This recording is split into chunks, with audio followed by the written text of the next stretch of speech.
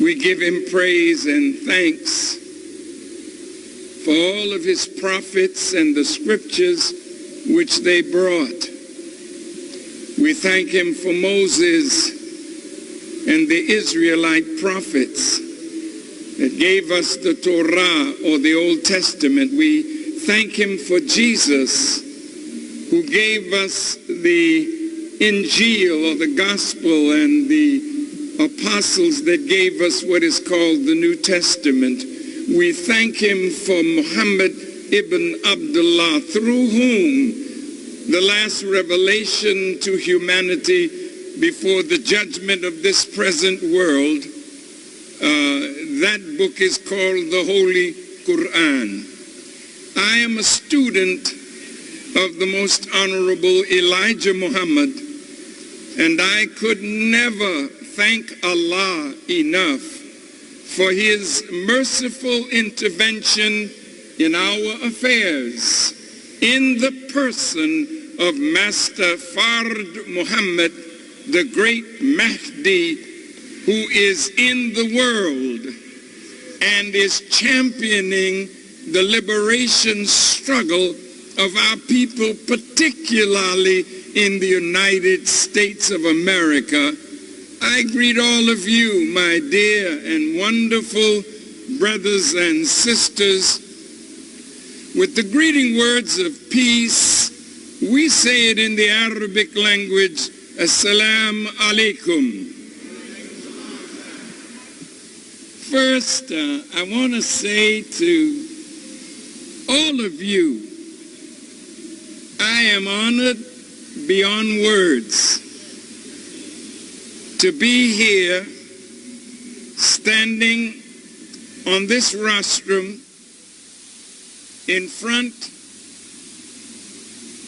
of this hallowed building,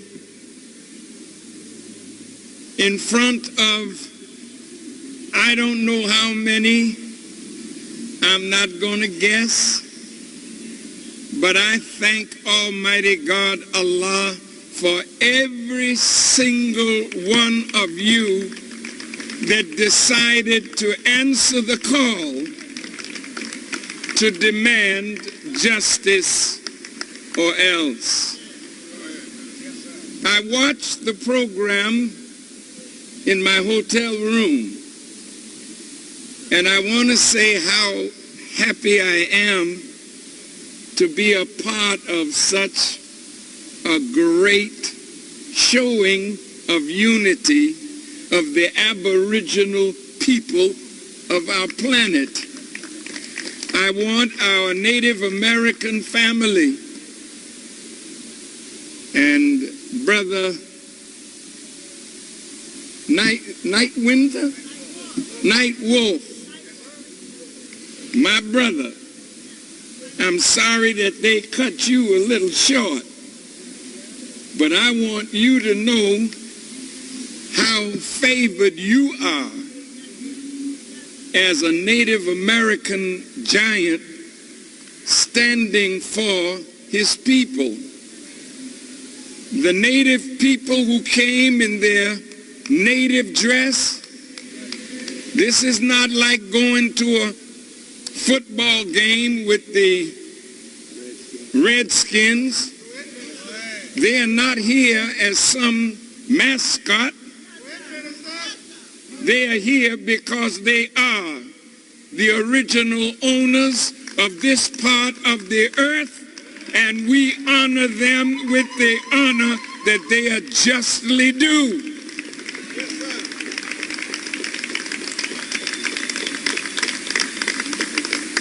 Their suffering in their land is very great.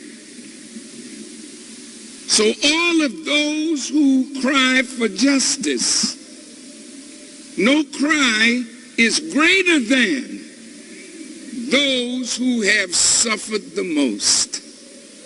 And those who have suffered the most are the indigenous people, not only of America, but of the Western Hemisphere. here, and those of us who were brought into America not as pilgrims, not as Puritans, not seeking another way of worship, but in the holds of ships to be made the burden bearers of the real citizens of America. It's hypocritical for us to say that we are citizens and we are still trying to get civil rights while at the same time we are denied the human right of self-determination. I'm honored to be here in front of this great house that was built by black slaves. So I don't think I'm encroaching on any American by standing on the ground that was paid for with the sweat and the blood of our ancestors. I'm honored to be here and am grateful to Congressman Danny Davis for having shepherded through both houses a joint resolution that allows us to be on the Capitol steps.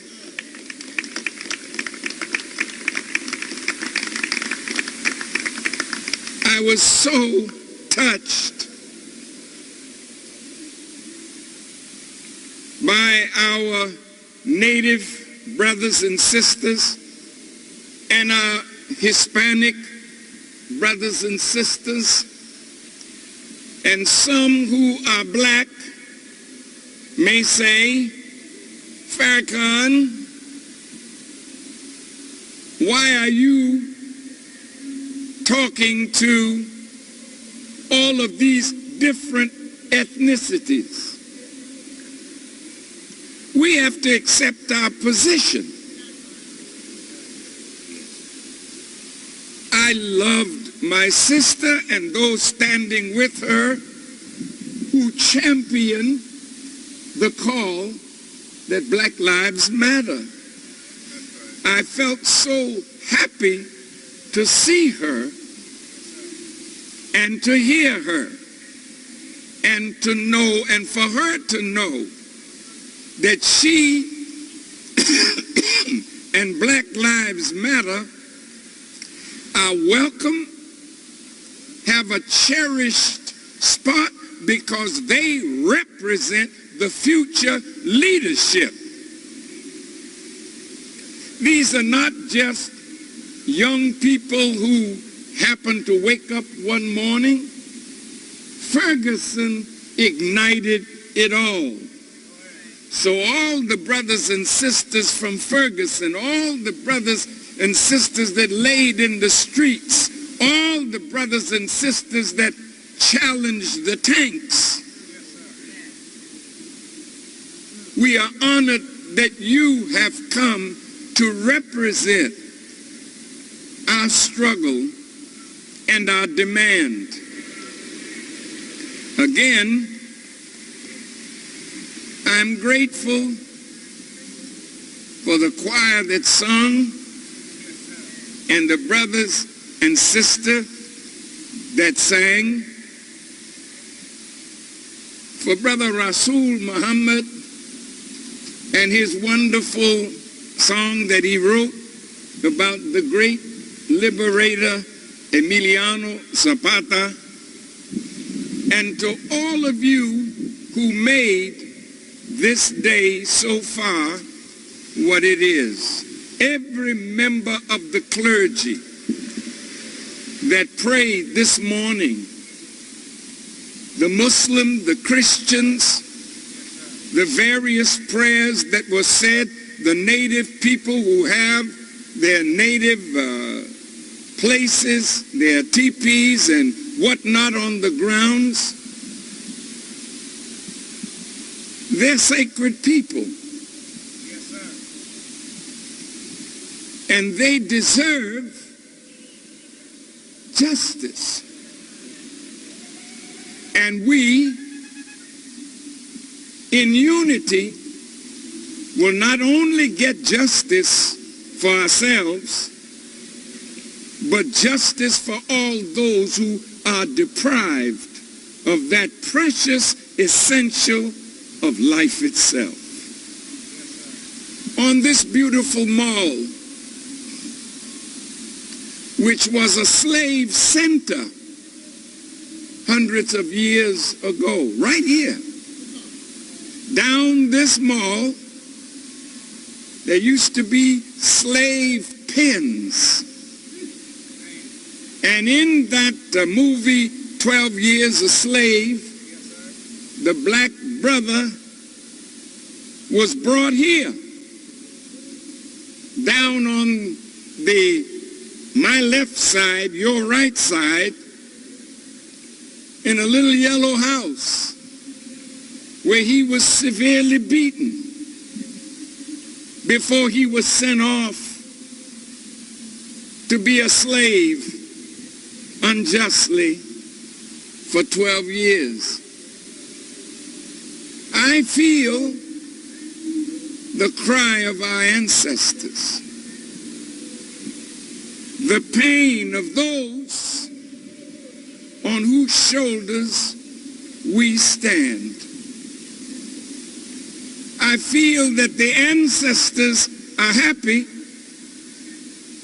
that a young generation has arisen. I saw the faces of the young in line trying to come in, and they made it, I guess, safe, but they made it difficult. But the young stood in their place until they could get in, because that's who we work for. We who are getting older, and I'm speaking now of myself and my generation, what good are we if we don't prepare young people to carry the torch of liberation to the next step? What good are we if we think we can last forever and not prepare others to walk in our footsteps? So to the young that are here, we honor you. We know who you are, and we will not forsake our duty to you. There are some elders that are not worthy to pass on the legacy of their cowardice to our young people.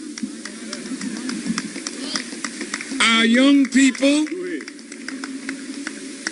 will not listen to those made in America, made by America, and want to bow down in America to that which has given them hell. These young people are looking for fearless leadership,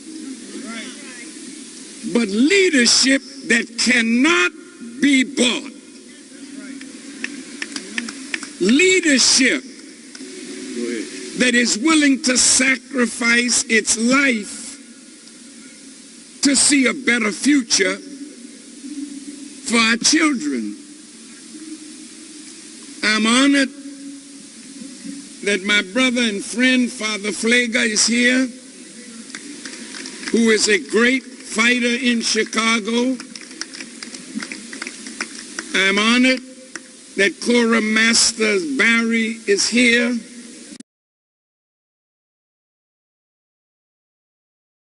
And I thank Allah for her and her dear departed husband, who really showed us the way. I thank Allah for all of you who want to sacrifice in some way to make a difference. There can be no freedom, no justice, no equity without the willingness of some to sacrifice for the rest. What good is life if we're not free? What good is it to be alive and every day that you live, you see your people suffering? What good is it to continue in life under tyranny? So there must come a time when we say enough is enough. It must change, and I am willing to do whatever it takes to bring about that change. I thank Allah for Brother Makandal from Haiti and Brother Vladimir from the Dominican Republic, two great brothers that Islam has brought together,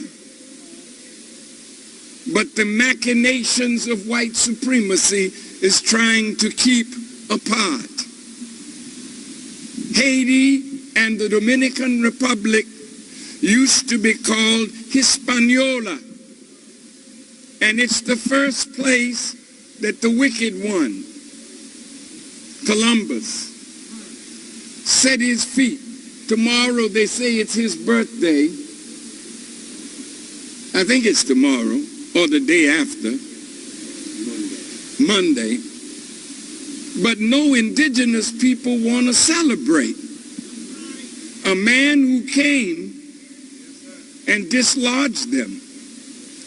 A man who came seeking a new route to India and ended up in America. And when they saw the original people that they saw, well, they must be Indians, because we white folk don't make mistakes like that. But they're not just Indians, nor are we African Americans. We were here before a continent named Africa was named. We were certainly here before America's Vespucius, and this part of the world was named after him. So we don't diminish ourselves by naming ourselves after Johnny-come-latelys. We are the aboriginal people of our planet, and before there was a planet, we were here with God in the beginning. Black woman, you are not the second self of man alone. You are the second self of God. And as the second self of God, any man that would disrespect a female is an enemy of God, because she is the greatest gift from God to a man.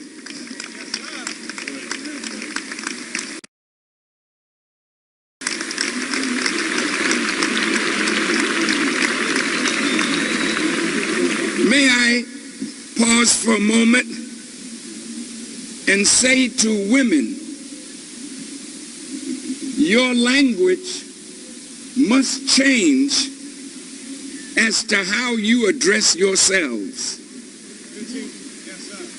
You should never call another woman a bitch. Get that word out of our language. No female is after a dog. Every female is after God. So all of you black men that like to use such words, pull it out of your tongue before your tongue is pulled out of your head.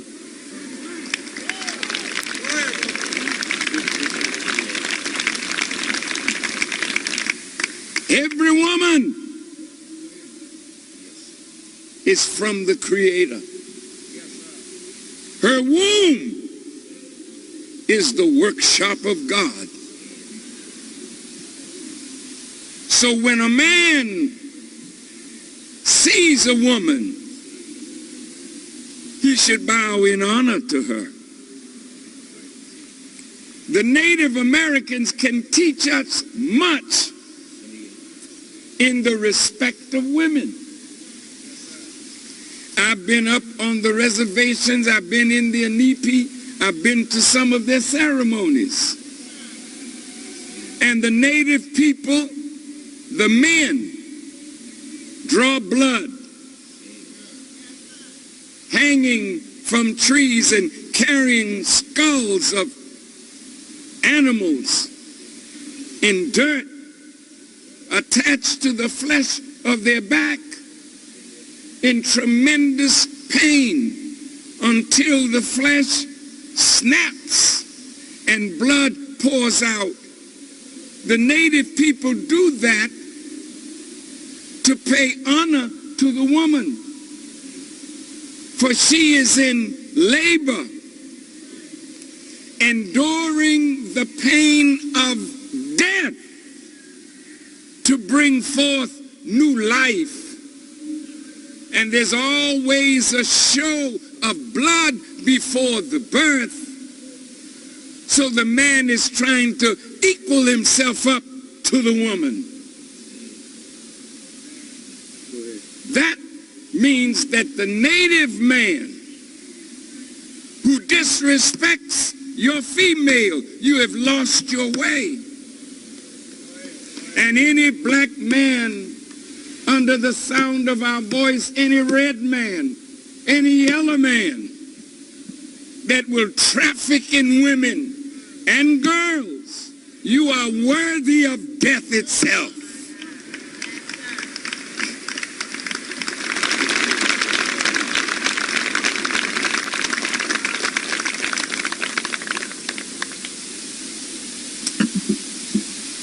Now, through the womb of a woman, every great one was born, and every no good one was born.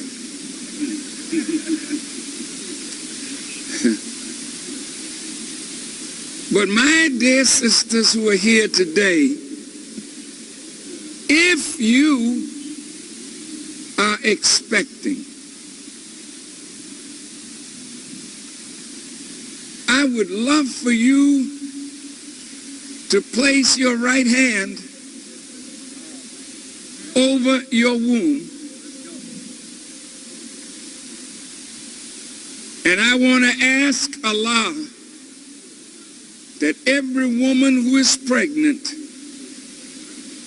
that she would bring her child to term. And I pray that that child will be a warrior for a brand new world. And that brand new world will come out of the womb of women with strong men as their protectors. Now, it is your body. You can do with it as you please.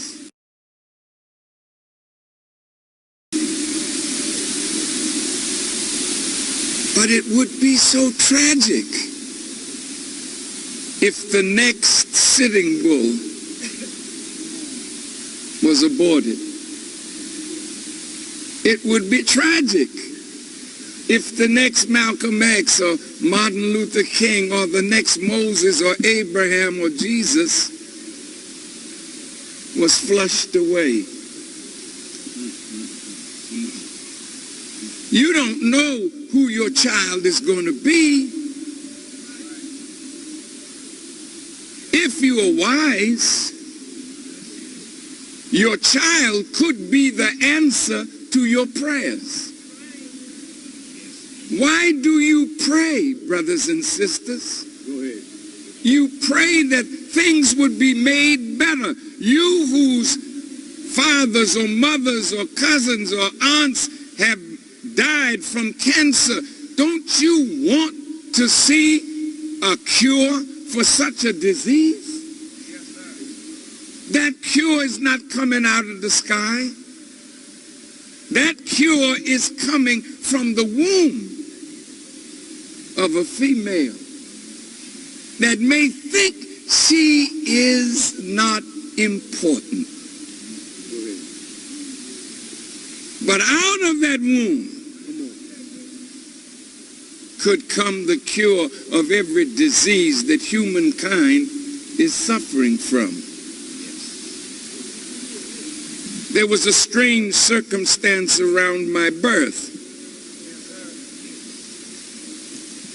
and my mother did not wish to carry me to term. And in those days, they didn't have abortion clinics.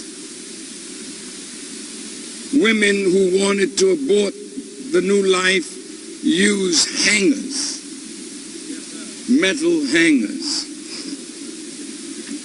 My mother tried 3 times to abort my life because the circumstances under which she was pregnant were uncomfortable for her. And she didn't want to face what my being a child, light-skinned, when the man she was with was dark-skinned, and so was she. And she wouldn't be able to tell him that I was his. So after the 3rd time trying to abort my life, she said, let it be. And she prayed and prayed for God to come into her life and give her peace and strengthen her for what she thought she would have to face. She didn't know that those circumstances and her prayers went into what was in her womb. She didn't know that her insecurity because of a circumstance made her feel secure in the prayers she was sending up to God. And so she gave birth to a child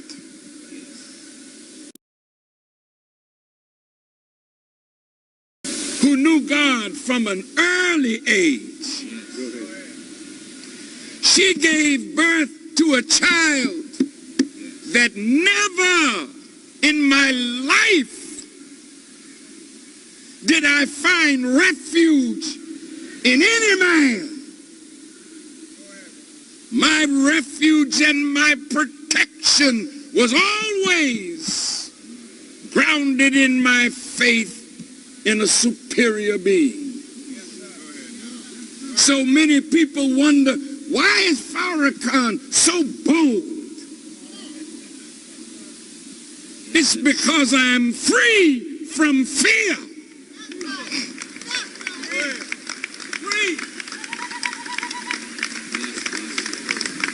How could Farrakhan tell the FBI and the CIA and the IRS to go to hell when others tremble at their name? They don't have a name big enough to make a man who has been shown the arm of God to be afraid of a man who can never do to me nothing more than what God would have them to do. And if he permits it, I'm for it, even if it's my death.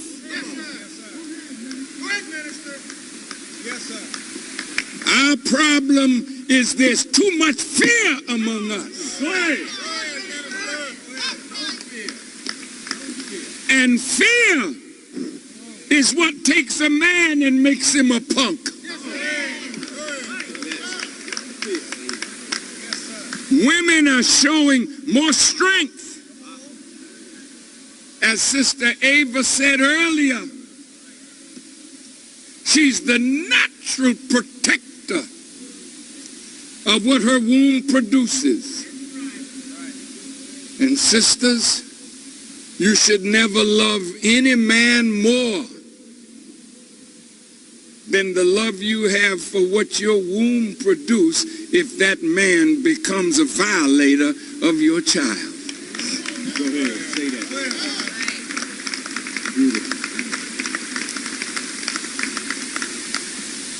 Knowing God, not talking God, but knowing God is what takes fear from your heart. Go ahead. A fearful people can't be free. Go ahead. A fearful people will bow down when it appears that the enemy is so strong and we are so weak. As I was preparing this morning to come, I was thinking about us who are preachers, who can quote the Psalms. The Lord is my strength and he is my salvation. Of whom then shall I fear? Of whom then shall I be made afraid? But then when the enemy comes and challenges his words, we find him weakening, running away, leaving the sheep to be eaten by the wolves. That's why Jesus said, I am the good shepherd. The good shepherd will lay down his life for the sheep.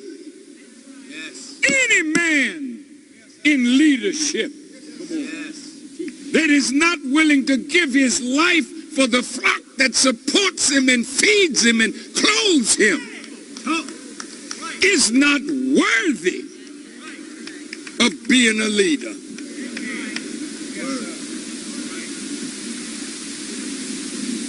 Many in leadership today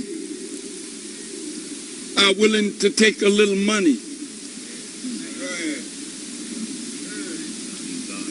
It grieves me to see how many of us will sell out the future of our people for a little money that allows us to get an upgrade in our automobile or an upgrade in our suit or shoes. And I ask myself the question, when will corruptible put on incorruptible?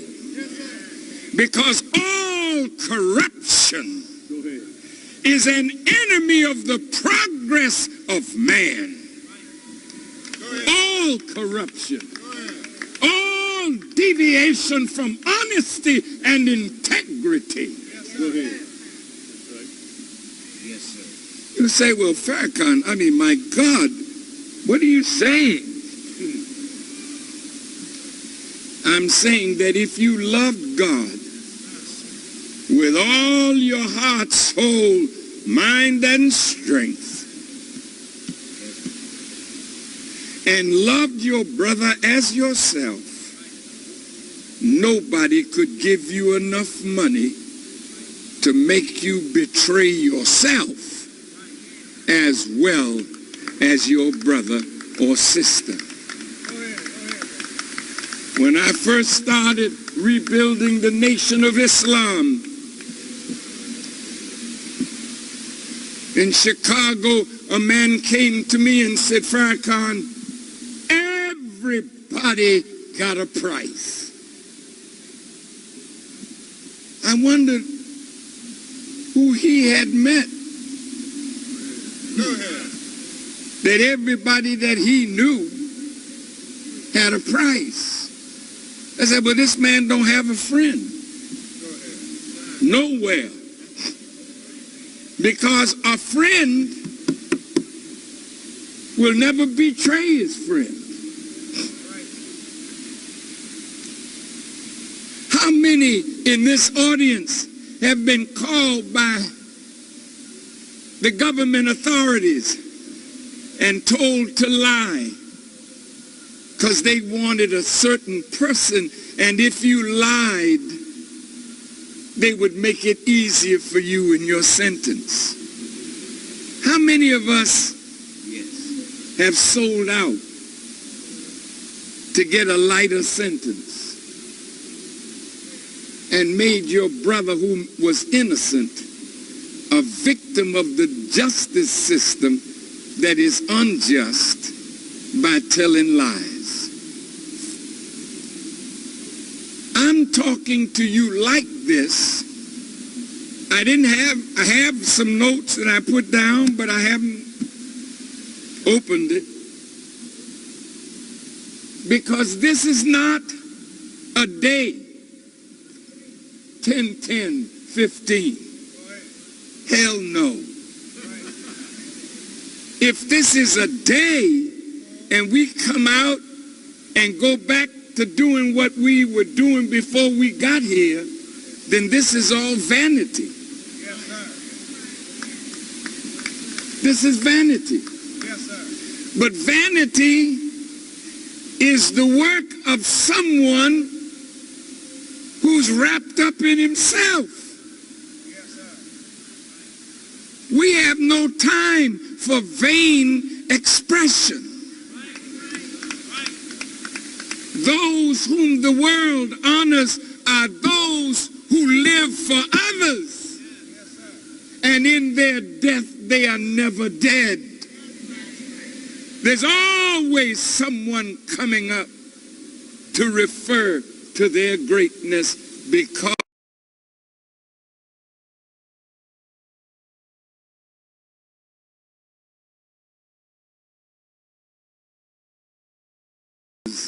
they lived for others, and their living was not in vain.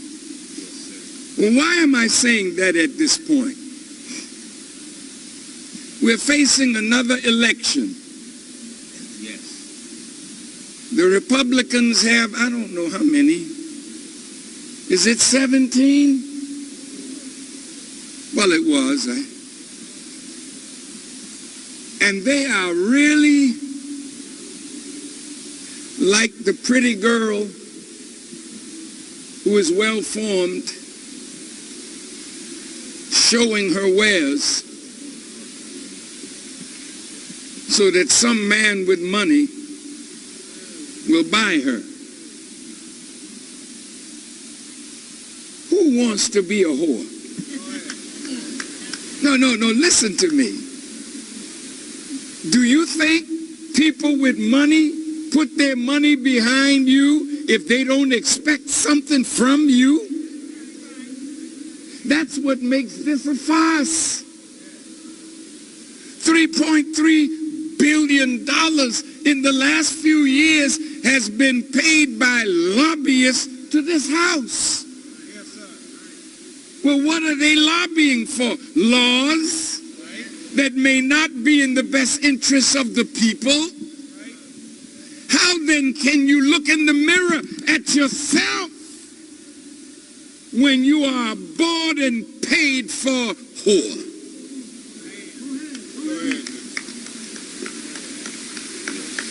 And then what do you get for being a whore?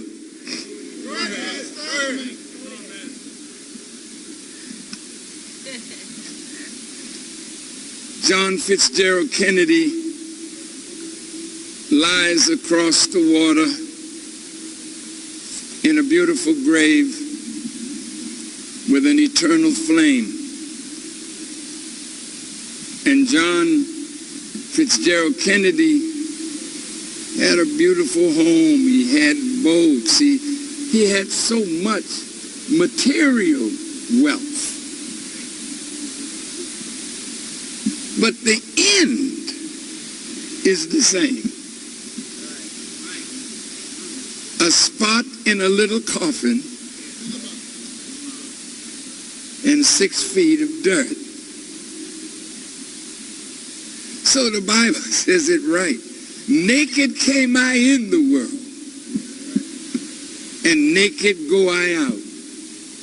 So what are you lying and cheating and stealing for, to give something to your children who, if you lied and cheated and stole to get what you got, you couldn't teach them value? So all that you left is squandered by ignorant children. Don't you think it would be better to be like Dr. King? No, I'm very serious now. He didn't have a lot of money. He could have if he were a sellout. Malcolm didn't have a lot of money. He could have. Great ones don't amass wealth to leave to children. Great ones amass wealth to leave to institutions that live after they're dead and gone. The grave is waiting for every one of us that are gathered here today. Well, why are you saying this, Farrakhan? Because this is not a moment, as my sister said. This is a movement. I'm going to say it again. This is not a moment. This is a movement. When the brothers and sisters arose in Ferguson, you didn't have any money. You had a principle that you were willing to suffer for, that you felt was bigger than yourself and your life.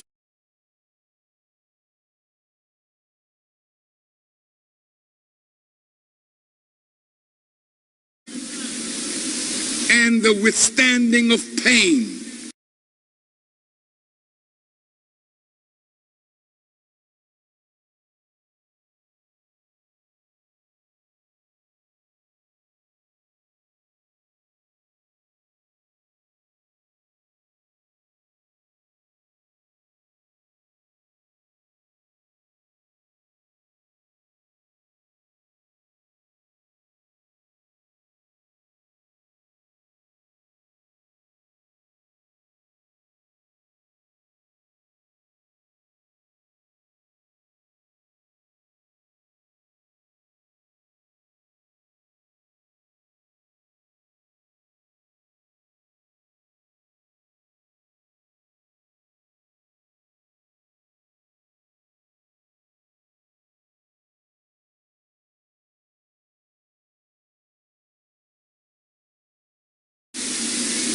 But all of a sudden, the enemy comes with money.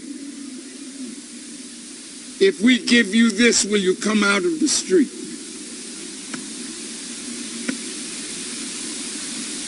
And some of us, we're all poor, but some of us see that as an opportunity. So the movement begins to die the moment those who lead the movement take money as a bribe to stop hurting a force that you're coming against. The demand for justice demands integrity. The demand for justice demands selflessness. The demand for justice is bigger than all our lives. So the demand for justice must give us the will to wish to sacrifice our life, because the many are greater than the one. Yes, sir. Go ahead.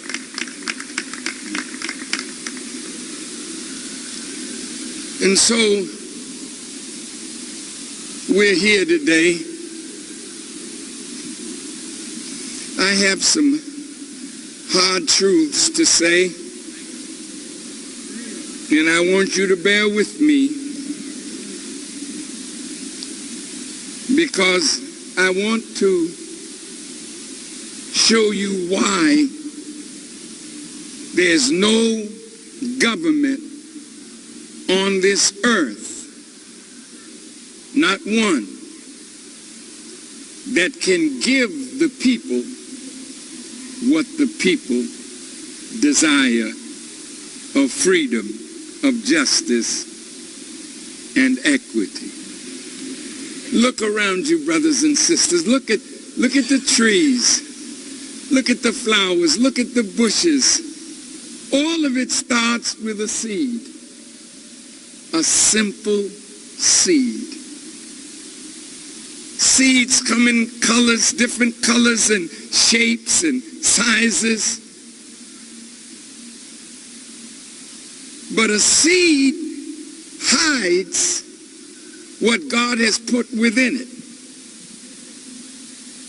until and unless the seed is placed in the proper environment.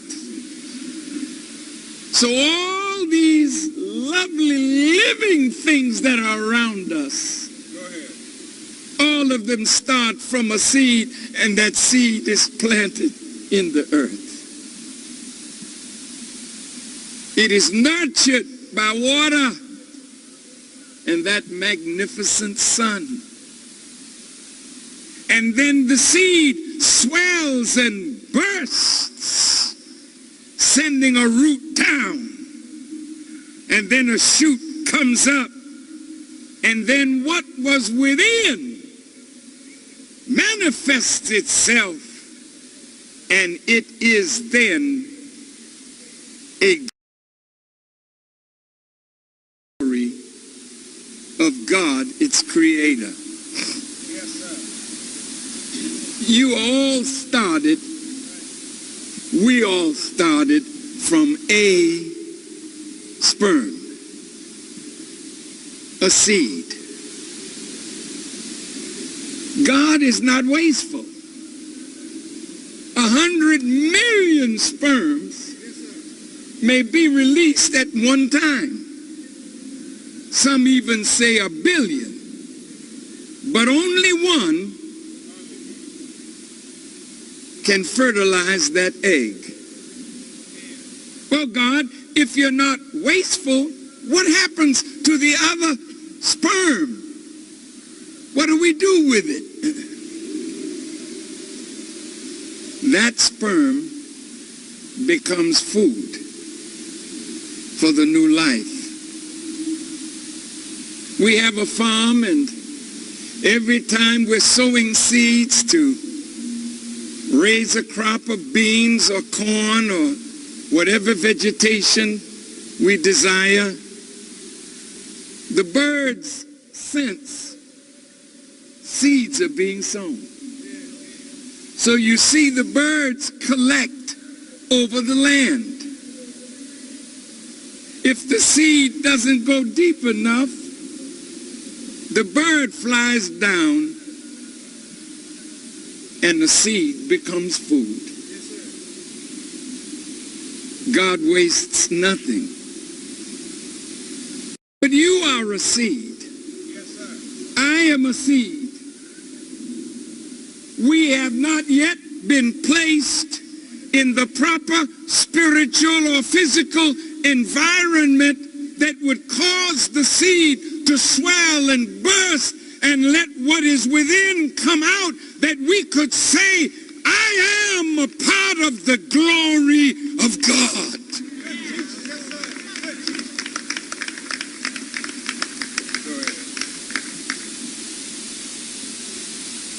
So Elijah Muhammad wanted the Muslim program to be brought before this house. I don't know anybody in the house that I could trust to bring his program. So I came to bring it myself as his student. Now I want you to think about what I'm about to say. This program has been appearing on the back page of Muhammad Speaks and the Final Call since 1961. The Muslim program. You say, well, I don't want to hear that. I ain't no Muslim. Okay. What are you? What are you?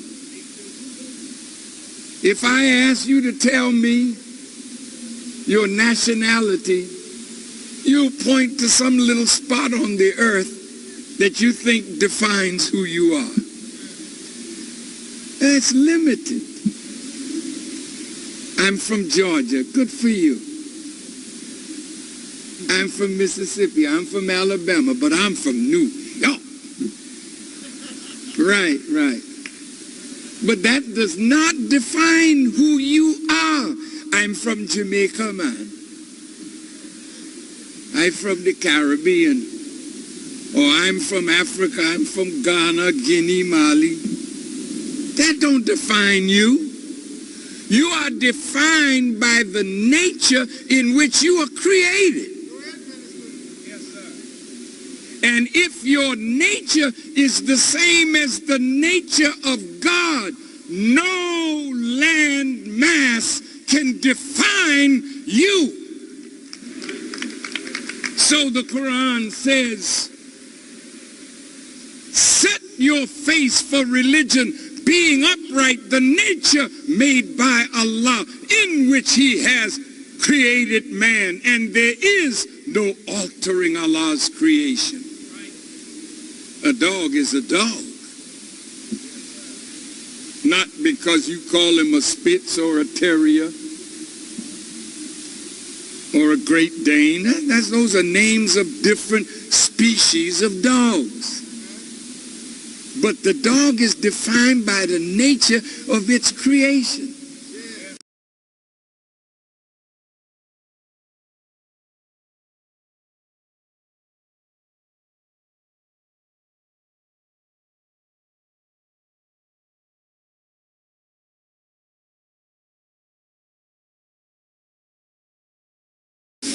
I don't care whether it's a Spitz or Terrier or what do you call it, a Shepherd or Pit Bull.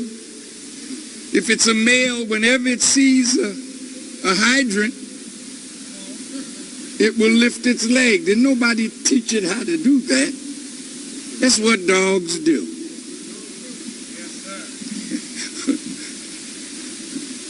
If you understand your nature, then you will understand the unlimited possibilities of the human being. God created no human being without depositing in that human being a gift that can be expressed to an excellent degree. That's the nature of God. That's not an excellent tree. It's excellent. It's not an unexcellent bird. It's a bird. It's a worm. It's a flea. It's an ant. It's the sun. It's the moon. It's the stars. This is all an excellent creation from an excellent creator. And you are an excellent creation from an excellent creator, but you have to know yourself, relationship to God, in order to extract what is within and bring it out to the glory of God. Now, a lot of black people that work in this house, listen carefully to what I'm about to say. Yes, sir. A lot of black people who have mastered their particular sport or their particular discipline, and they feel excellent. You know, they walk with a certain heaviness and a certain pride, and when they come in the room, some of them just suck up the atmosphere. Oh, look, there's so-and-so. There's so-and-so. As though so-and-so is greater than you, so-and-so. They're only great in your eyes because you have not focused your eyes on the greatness of yourself.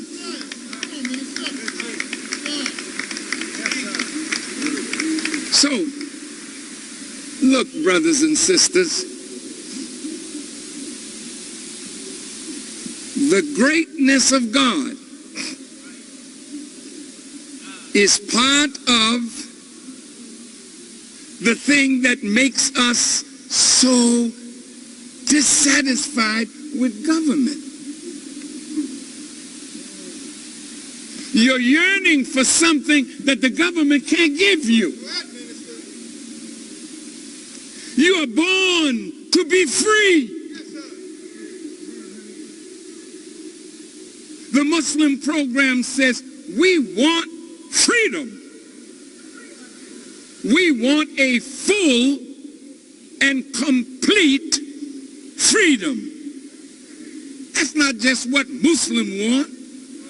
That's what every human being wants. But how will you define a full freedom and a complete freedom?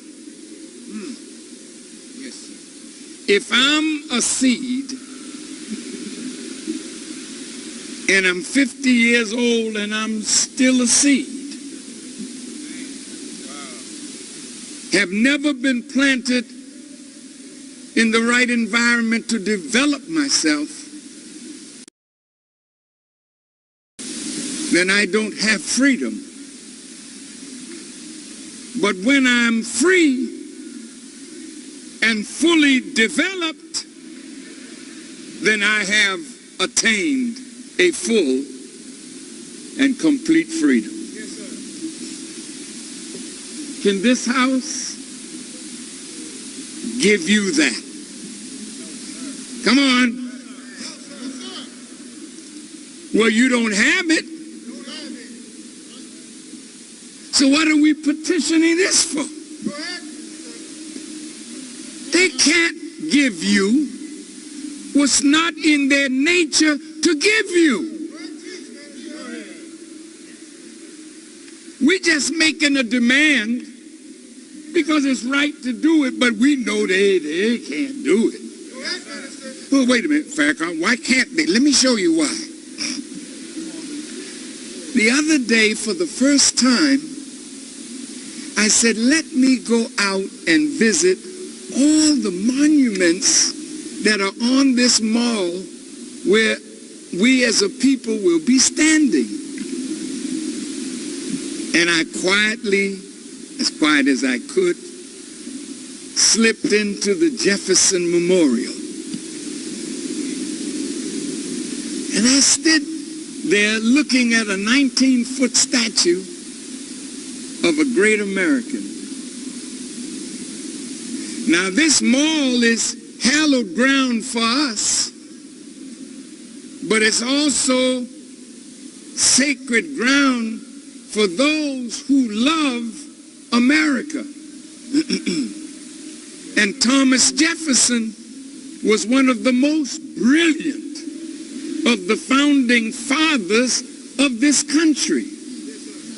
If you read his words, I'm going to read a few, just to let you see that he was not a Christian. He never said he was, but he certainly was what they call a deist. He believed in one God. Now look at this. He said,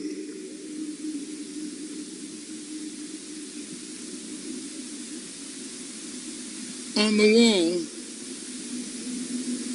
he was talking about justice. And he was talking about slavery. I want to give you a little study assignment. Yes, sir. There were some things when he wrote the Declaration of Independence that they took out, because he was dealing with King George as a vile man because he trafficked in black bodies, bringing them to America. I want you to go read his words, because Thomas Jefferson knew that if the slaves were not set free, one day what King George did by bringing us into slavery would cause the slave to rise and fight against those who were holding us in slavery. We have really come to that point now. Did you hear me? See, this thing has reached the point of explosion. Black people that are here, even those in high places, are saying, we can't take this much longer. There's like a volcanic eruption that's coming now. You know, they say volcanoes are birthed out of magma, that is molten rock with gases, and this molten rock and the gases at the bottom, then you have an upper crust that begins to come down and meet the molten rock beneath. I said, isn't that an interesting picture? Because I hear you that are in the middle class crying out. Ain't too many middle class people here, but even if you were, you crying. Because the middle class is becoming the new poor. So that's the upper crust coming down to meet the magma. Below, it's bubbling now. And gases are coming up. And you see dust coming up from the sleeping volcano that has been asleep so long, you play around it like it don't have power to kill you. Yes. You play with the lives of poor people, indigenous people, black people, women. You play with the lives of soldiers who have given their lives on a foreign battlefield only to come home and be rejected and die while they're waiting for treatment and service. Why are you saying this in front of the Capitol, Brother Farrakhan? I want to show the world hypocritical America that is telling everybody that they're violating human rights, while in America there's all this dissatisfaction. Yes, sir. Yes, sir. I think, Mr. President, we ought to be quiet, telling China You got to straighten out your human rights violations. Going down to Cuba. Yeah, well, we're going to have relations with you, but your human rights violations. See, as though you don't have no problem in America. We're trying to show the world these are problems here.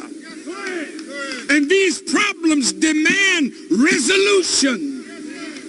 And America don't have the heart to do it.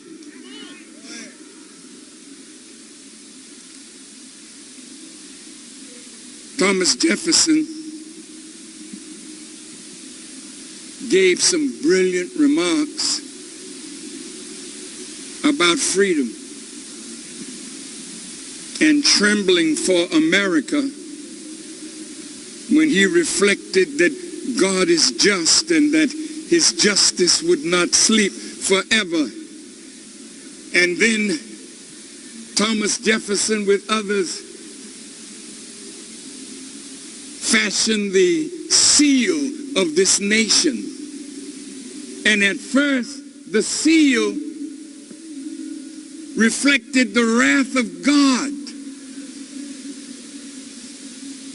in a light from above.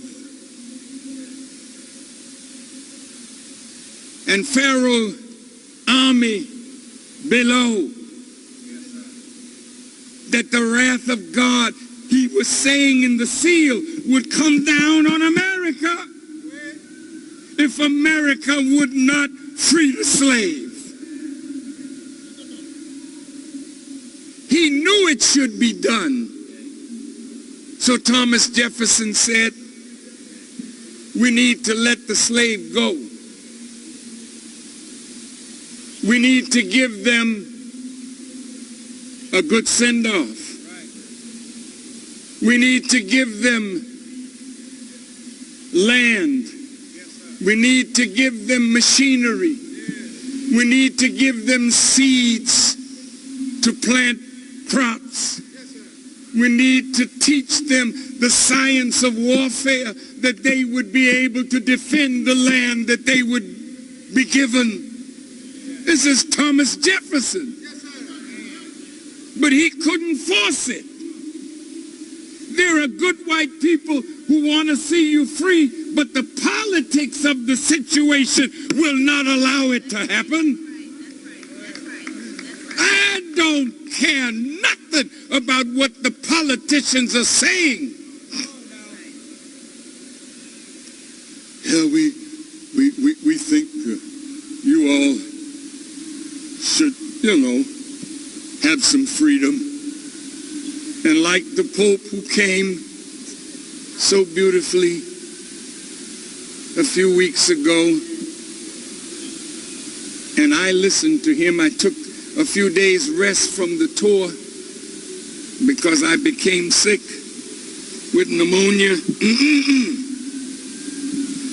And I went away for 10 days, and during that 10 days, His Holiness was here, and I watched him every day until his plane left. And I thought about this human being who has captured the world.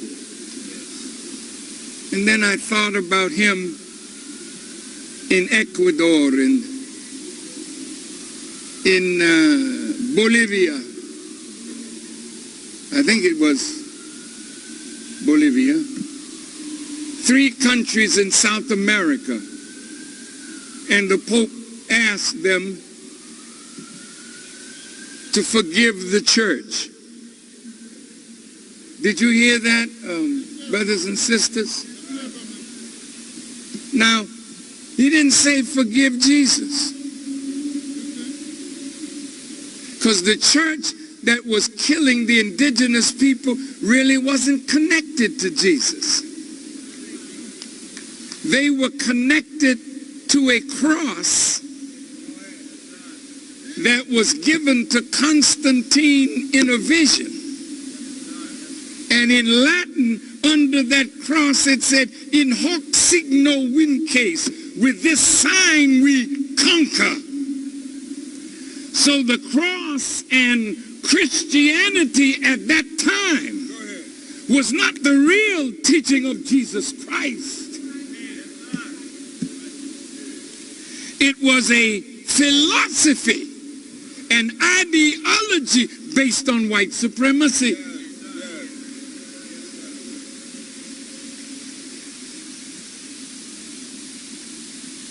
Will you forgive us? And the Pope asked, I didn't hear the answer that the people of Ecuador and Paraguay and I think it was Bolivia, we don't have the answer. But in Charleston, after 9 of our brothers and sisters were killed, before the dead were even buried, Go ahead. before the culprit even asked to be forgiven, we, with our loving misunderstanding of Jesus Christ, said what? What did we say? We forgive you. You don't even allow yourself to grieve naturally. You say, well, Jesus, don't put your cowardice on Jesus. Go ahead, Pastor. Sure, he said, love your enemies. He wasn't talking about loving Satan. Oh, wait now. Come on. Go ahead. Show me in scriptures where Jesus said we all ought to love Satan, the devil. See, the devil was wicked from the beginning. He wasn't somebody that committed a sin and did a wrong that you might forgive. But look at you, black people. You so evil. You won't forgive your mother. Some of you don't even talk to your father. Some of you don't talk to nobody that does you wrong, but you'll come with the children of the enemy on your arm. Find me a Jew that forgives Hitler, and you say they're the people of God, and they don't have no forgiveness in them.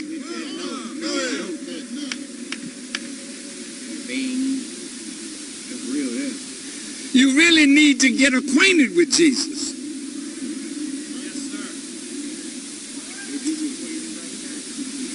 The Pope is not a foolish man,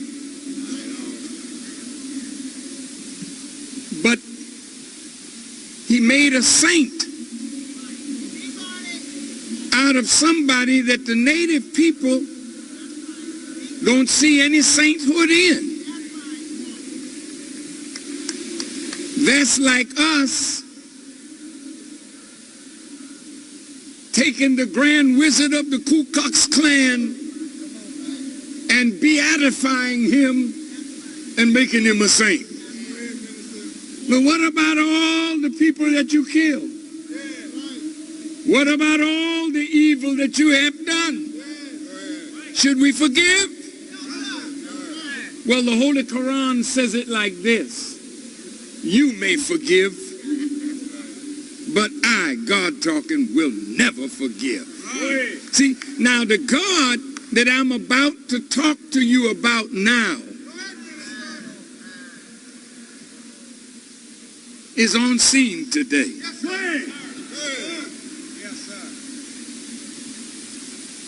Thomas Jefferson couldn't deliver I went to the Lincoln statue.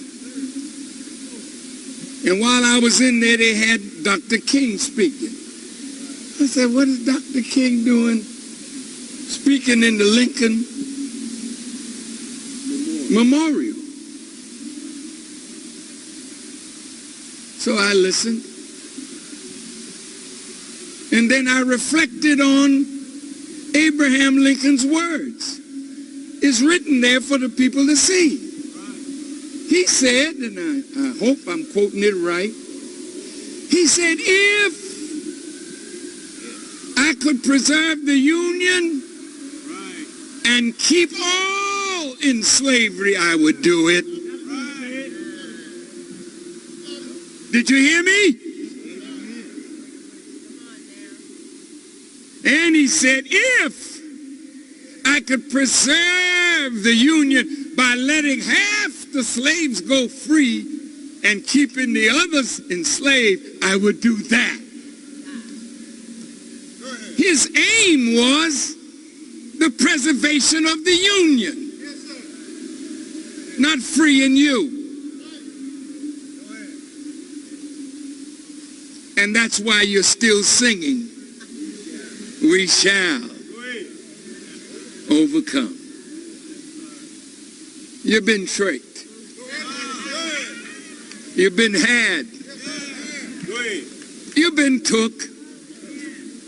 You've been bamboozled.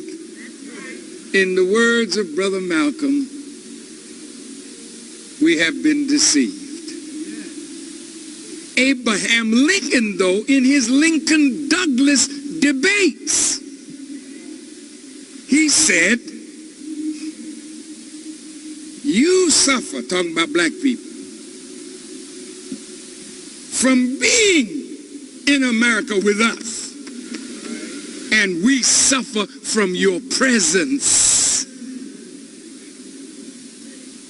Have you heard that before? Yes, sir. Well, go look it up.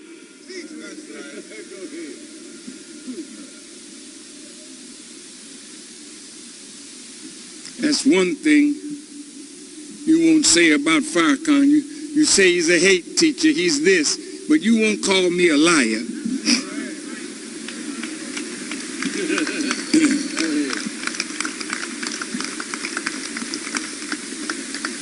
Look at this. He said, as long as the two of us live together, there will always be a superior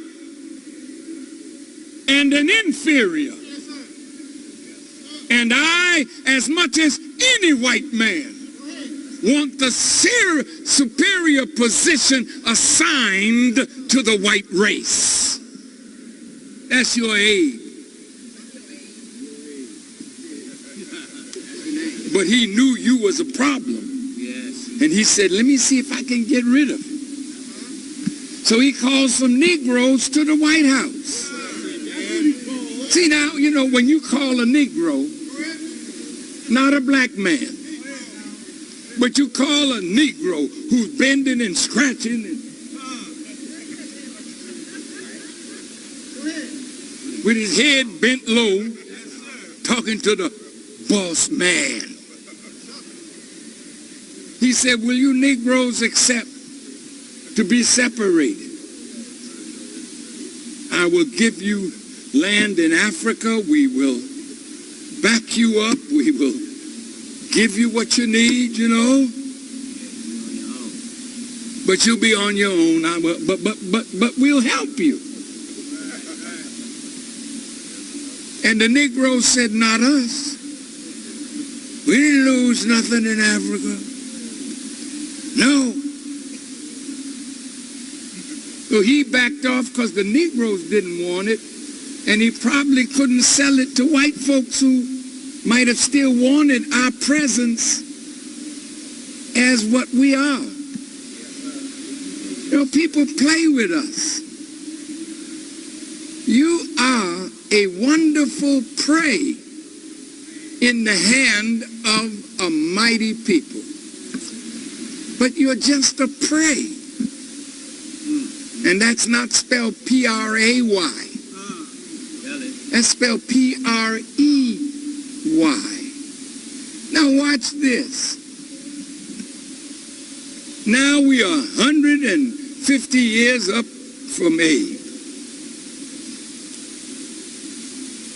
But the worst thing about today is we have fulfilled our prophesied time to be in bondage. Now you black people that are here, you teachers, I want you to look this up. They say the first slaves landed in America in 1619. But if you really study in the Congressional Library right here in Washington, first slaves were brought on a ship named Jesus of Lubeck under the captaincy of Sir John Hawkins. Not in 1619, but in 1555. If you subtract 1555 from 1619, you get 64 years. When I was a little fella, they had a quiz show that was called the $64 question. Then no, I know what I'm talking about, son. You a Johnny come lately. I said it right. It first started as a $64 question. Then it went to $64,000. That's when you came in. How you gonna talk to the old man?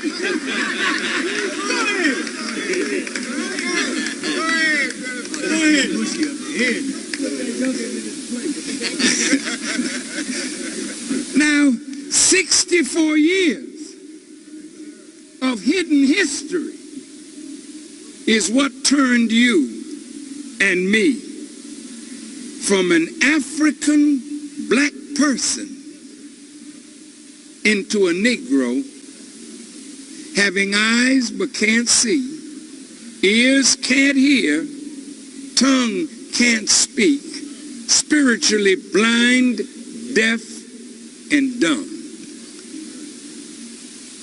And once that happened, our mother's gone, our father's gone, you couldn't hear your father, your mother pray, and you couldn't hear your father, so you woke up with white folks' names on you. Now, white people are very smart. They stamp you with themselves just so they can recognize you. You know, when you're stealing something in the mall, I don't know whether you do anything like that, but when you're stealing something in the mall and you get to a certain point, the buzzer rings.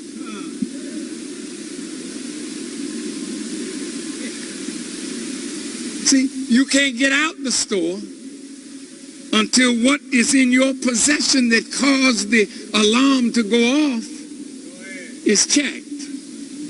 See, white folk been knowing that you are their property. That's why they name you.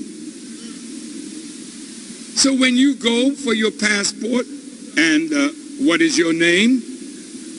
My name is Larry Wilson. Sadie McDonough. Louis Green. They say, yeah, this is one of them. Because you're named after your former slave master. You can't be free walking around in the name of your former owner. Your first act of freedom is to tell him thank you, but no thank you. Take your name back.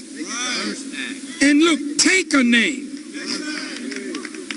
That is an African name. That is a name of your people, or a Islamic name, which is, since you're from God, why shouldn't you be named after God, who is your creator? You say, well, if I just take a name like that, I'll go to them and they'll say, well, you have to go to court. I say, you didn't go to no court to name me. Right. Go ahead. And I'm not going to no court to give you back your name. Go ahead. See, you got to stand up today like a free man. Don't let them tell you what you got to do. Show them your independence and your knowledge. I'm a free man. That's not my name. That's your name. Take it back. I'm giving it to you. Didn't you hear my brother say the Dominican Republic was enslaved by the Spaniards? See my Mexican family here? What is your name? My name is Gonzalez. My name is Ramirez. And I speak Spanish. And you look at your Haitian brother, he's Francois Chancy. You say, but damn, where did he get that name? He's speaking French. Parlez-vous français? Comment allez-vous aujourd'hui? Oh, he's different. He's French. No, he's a conquered black man with a white man's language and a white man's name, and believe it or not, with the white man's religion. Now let me tell you something about Jesus and the white man's religion. See, if you really had the religion of Jesus, we wouldn't even be here talking today.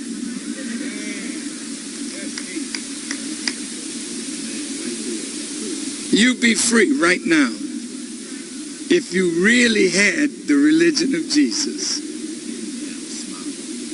But you and I were baptized into that which made us think Jesus was Caucasian.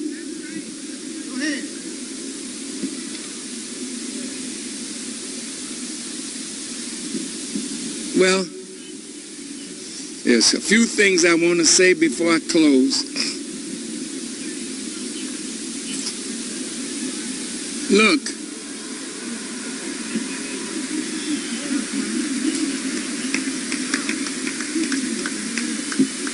they don't want me to stop.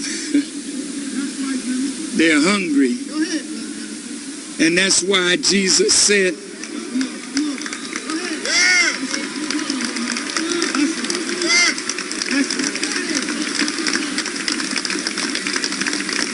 and I'm saying this to pastors, that's why Jesus said to those of us who are shepherds, lovest thou me, Peter?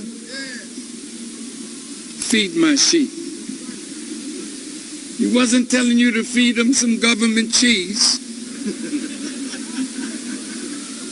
He's telling you to feed them the real gospel of Jesus Christ. That's why they don't want me to stop. Because they're being fed. Now look, I don't want to miss my point. We were prophesied to be in America 400 years. Let's deal with that. Go home, get your Bible. Open to the book of Genesis. The 15th chapter. The 14th, 15th, and 16th verses. It reads like this. Know of a surety, Abraham, your seed is going to be a stranger in a land that is not theirs.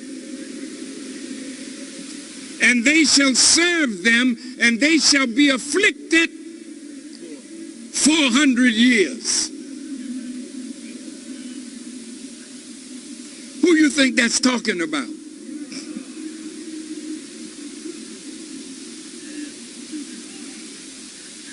It's you. You're the only people that have been under a strange man in a strange land for 400 years. Look at what the scripture says. But after that time, God talking, I will come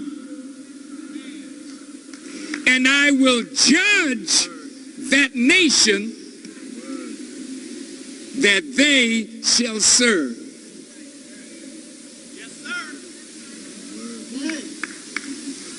We are now living in the day of judgment. And I'm sorry, I don't like to hurt your feelings, white or black, brown or red or yellow. But America now has entered the time of divine judgment. I want you to listen to me, because when I finish today, you're going to see and hear things that you've never seen or heard before. And I'm going to tell you what's coming by the guidance of God and the Honorable Elijah Muhammad. I'm going to judge that nation. Now, the Honorable Elijah Muhammad said, America is in the crosshairs, these are not his words, they're mine, of the judgment of God. He's after America. Oh, Farrakhan, well, if you don't love America, leave it. You can't tell me to leave. I can tell you to go. Go ahead, minister. Well, let me just be more clear. We paid a price to own this with our indigenous brothers and sisters. We paid a price. I know you're an immigrant, bless your heart. When you got here, the streets were paved with gold for you. From the sweat and blood of slaves that worked for 310 years for no pay. Go ahead, say that. And another 150 years as a free slave, never getting what we are worth. America is under divine judgment. Now look at this scripture in the book of Revelations. The nations are angry. Look around the world. All the nations are upset. All of them. Then the scripture says, and thy wrath is come. Nobody cares that the nations are angry. You got to worry about the wrath of God that has come. Go ahead. You want to know about what is oils?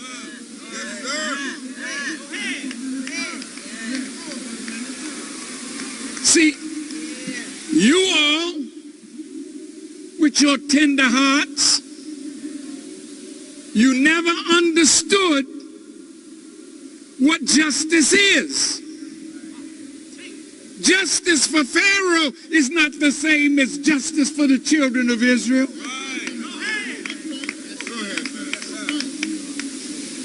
justice for the oppressed is not the same as justice for the oppressor. Mercy is for the oppressed.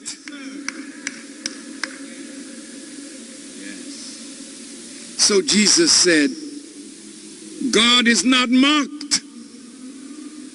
Whatsoever a man soweth, the same shall he also reap.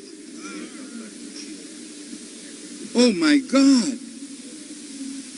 That's a horror story for somebody. Say, behold, before the great and dreadful day of the Lord, I'm going to send you Elijah the prophet. See? What is he going to do? He's going to turn the hearts of the children, you, back to your father, and your father's heart back to you, lest the earth will be smitten with a curse. This is a sad day. It's a great day, but it's a dreadful day. It's great for the righteous. It's dreadful for the wicked. Thomas Jefferson knew it was coming, tried to beat it. Abraham Lincoln knew it was coming, tried to beat it. I went by Dr. King's monument. I've learned to love my brother,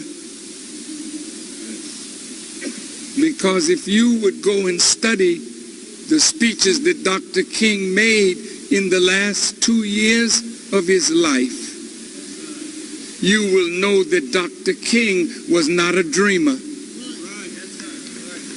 Dr. King had awakened from that dream and said, I quote, that my dream have turned to a nightmare.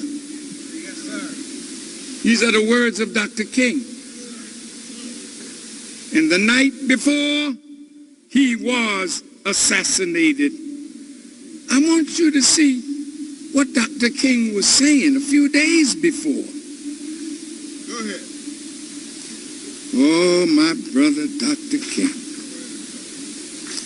He started talking about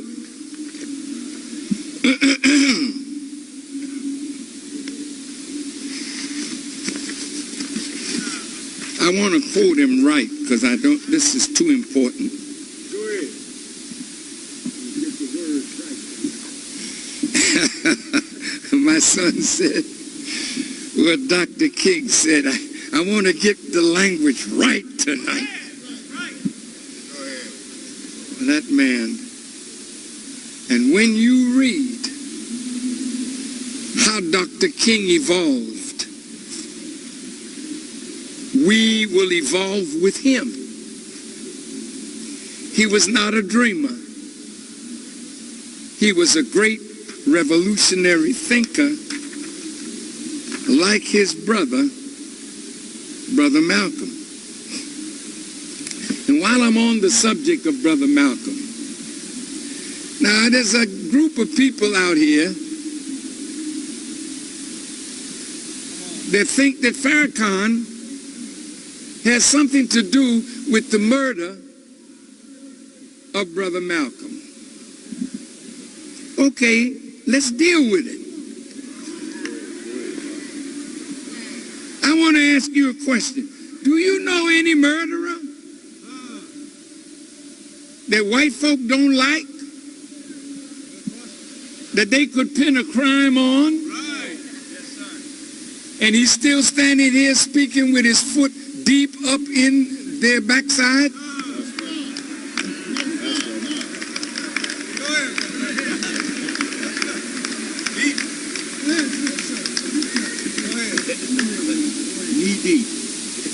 From this sacred place, we ask that the FBI reveal, open up all the files on Brother Malcolm X. Go ahead. Don't redact a damn thing and let the people see what really happened to Brother Malcolm. Go ahead.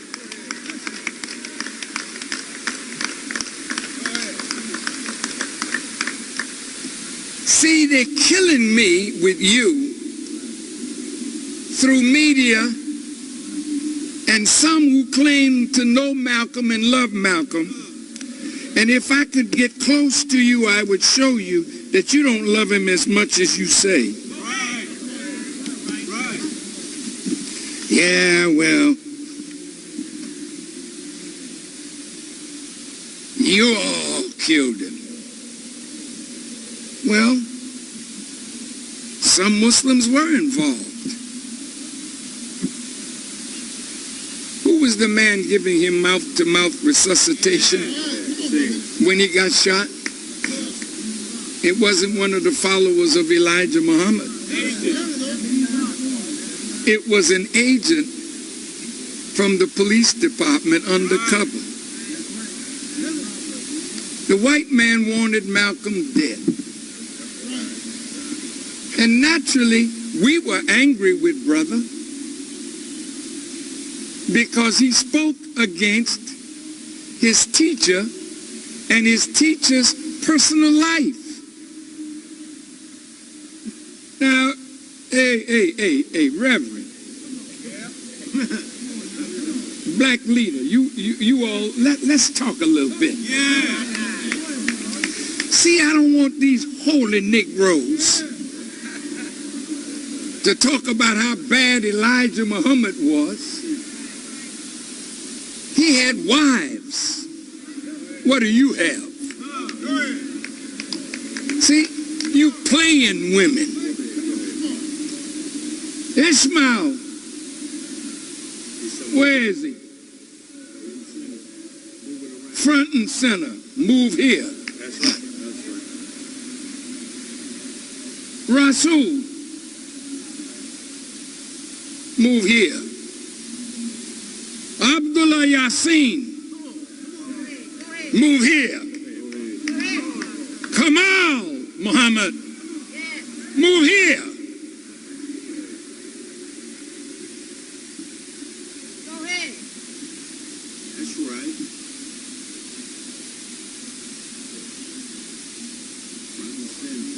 Yeah, I want you to see the sons. And Ahmed Muhammad, where's Ahmed?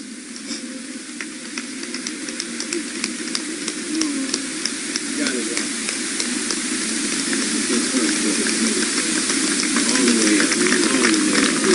Come on up, son.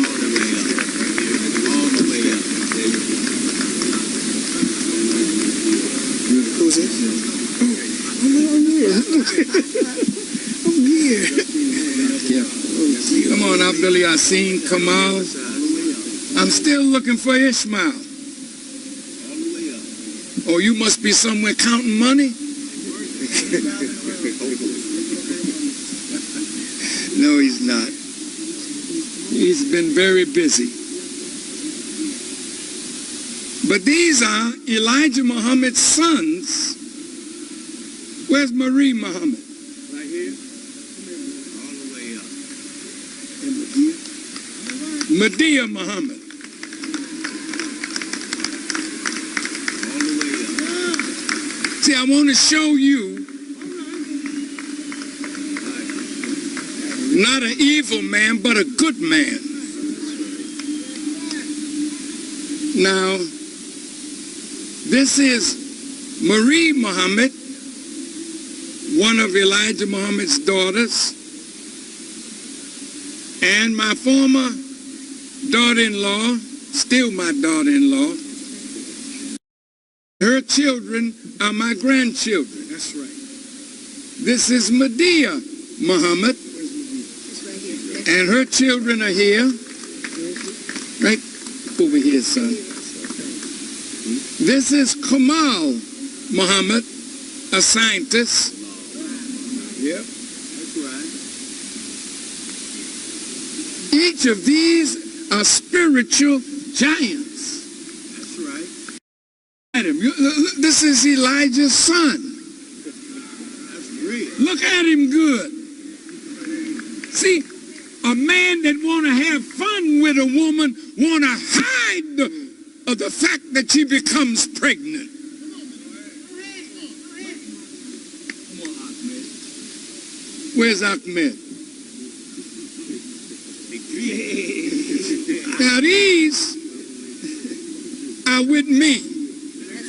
Yes, we are. That's All right. day. Every day. That's right.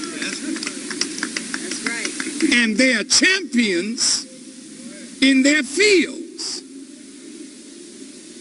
And they're helping me build a nation. Yes, sir. You talk about passing the torch. You got to be careful that there's some light on the stick you got in your hand. That's right. That's right. Because if you passing the same madness that you got, you falling in the ditch, and the one you give the torch to is going in the ditch right after you. Hell no. You got to have wisdom to lead our people today out of the clutches of a deceitful, satanic mind. Yes, sir. That's right. We war not against flesh and blood, but against principalities and powers and the rulers of the darkness of this world and spiritual wickedness in high places.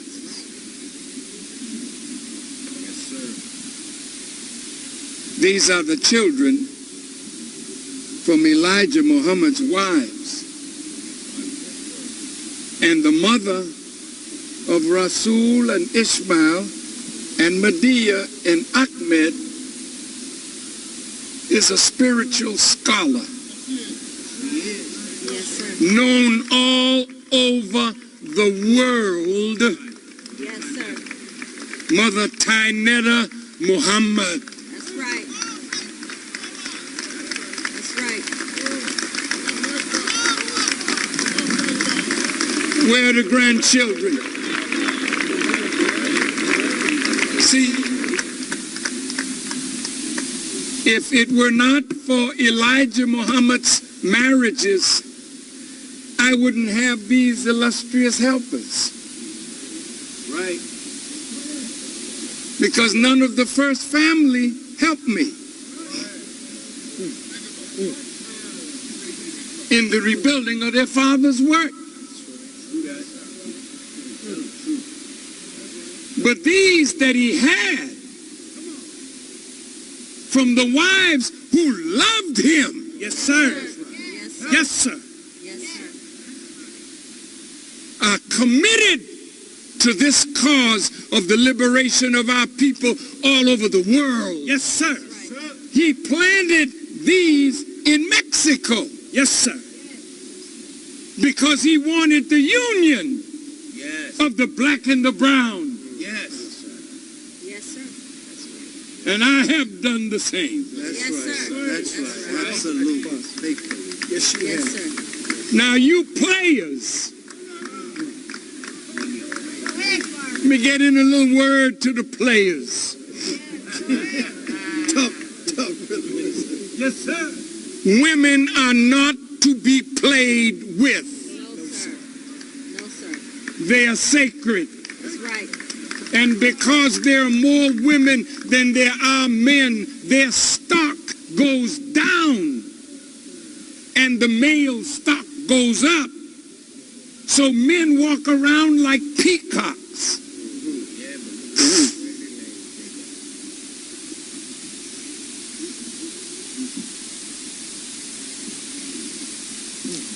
How many reverends have girlfriends in the church? Come on.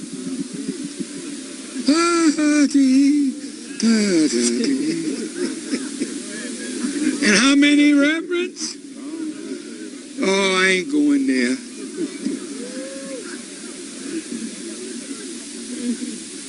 See, may I say to my LGBTQ family, let me tell you something.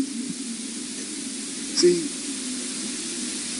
those of us who are students of Elijah Muhammad, we're people. ask you what your sexual preference is. We love you. There it is. There it is. We're not your judges. We want to work together to free our people completely.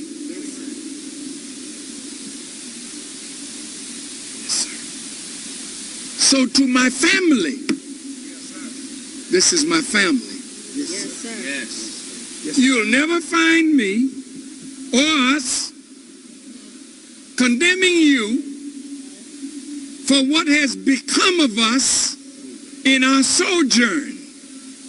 Yes. Because all the holy ones who will point to a gay brother or sister Yes. are fornicators, adulterers, freaks, and everything else. So who of us can throw a stone at the next one? None of us. That's right. And the greatest example of that is Jesus himself. Yes, sir. He said he came not to destroy the law, but to fulfill what was written in the law. Yet they brought him a woman found in adultery. All right. I'm coming to the end. Good teaching. And they said to Jesus, we found her in adultery. I don't understand how you can find a woman in adultery and she came by herself. When y'all figure that one out, let me know.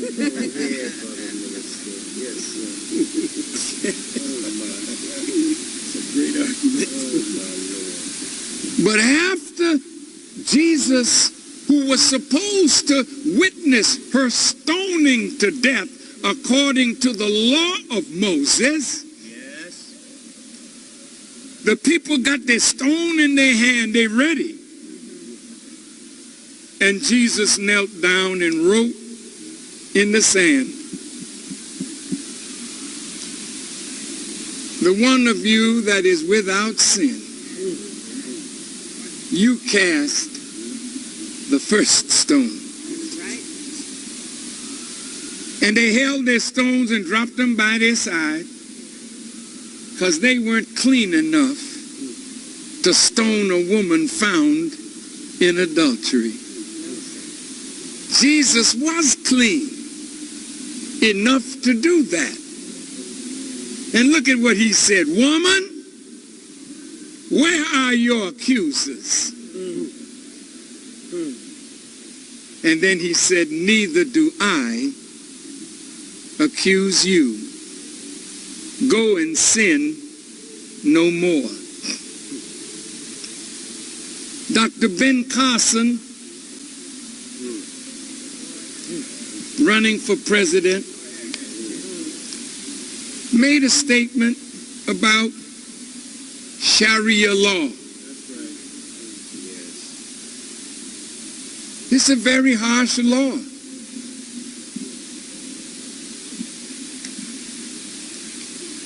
But the man that came to teach us as Mahdi or guide, Come on, Pastor. he never told us to cut off the hand of a thief or chop off the head or kill someone who's a homosexual. See, Jesus is a savior. Yes, sir. Yes, he is. Jesus does not come to condemn us for our sins. He comes to save us in spite of our sins. Yes, sir. Now, to my father's family, I'm really honored to have them as my helpers, We're honored to have you as his helper, brother. and we are part of the family as well.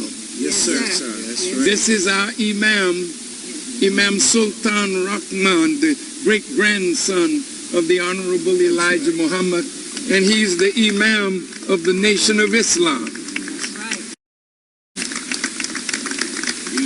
Now, as I close today, I don't want you to move yet, because this is instruction time.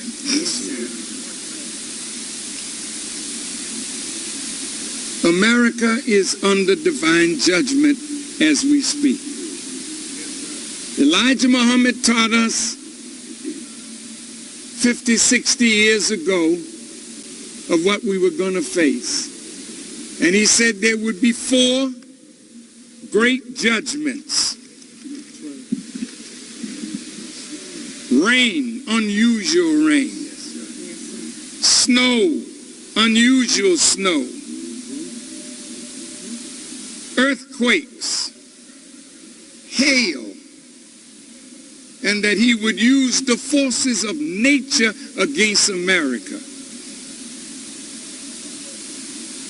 What you see going on in Charleston and in South Carolina is very serious. They have never seen rain like that at all. How? Why? That's divine judgment. When I leave you today, the calamities are going to get stronger because God wants America to let us go. Not integrate us. Let us go and give us a good send-off. Those of you who are scripturally sound, Moses was not an integrationist, and neither are we. Let me be clear. America has no future for you or for me. She can't make a future for herself, much less a future for us. The scripture says, come out of her, my people. And we're going to have to come out. But don't worry. God says he takes the kingdom from whom he pleases, and he gives it to whom he pleases. America, you have a chance to stop the judgment or delay it. Did you hear what I just said? This judgment can be delayed, but it's a very narrow window of opportunity. I close with this before instruction. Brothers and sisters,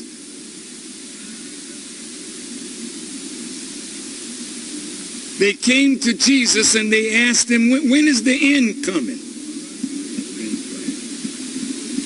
He said, look at this. You can look in the sky and see by the redness of the sky, you can discern that it's going to be a good day. But you cannot read the signs. He said, this wicked and adulterous generation seeketh after a sign, but no sign shall be given to you except the sign of Jonah. As Jonah was in the belly of the great fish 3 days and 3 nights, so shall the Son of Man be in the heart of the earth. Now this, scriptural scientists, I want you to study. Who is the Son of Man? He's a man from a man. Don't you be looking for no spook. The believers in spooks don't understand the law of cause and effect. And that's why your seeds that have not shown forth the glory of God, so you're food for the bloodsuckers of the poor.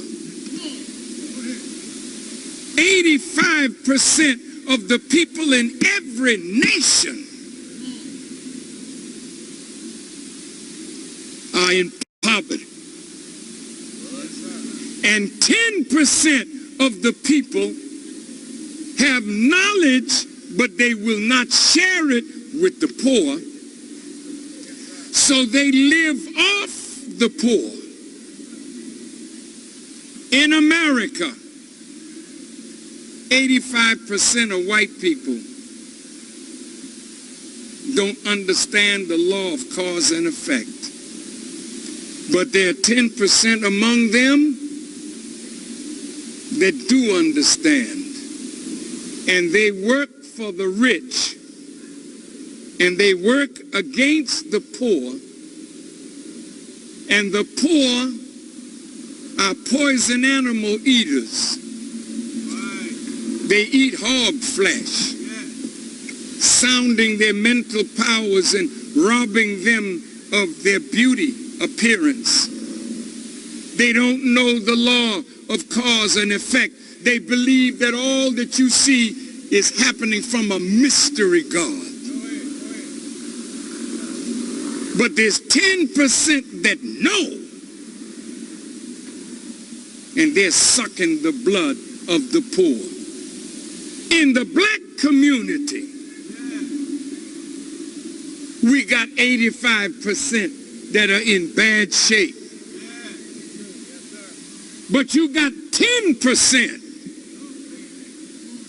who robbed the 85%. Bad lawyers that take our money but won't fight for us. Everything is a plea bargain. Bad lawyers that want a third of the money from those killed but won't fight for justice. Bad doctors, bad pharmacies, bad people that hustle their brothers and sisters. So when I ask for 10,000 fearless men, God stopped me short. I said 10,000 fearless men.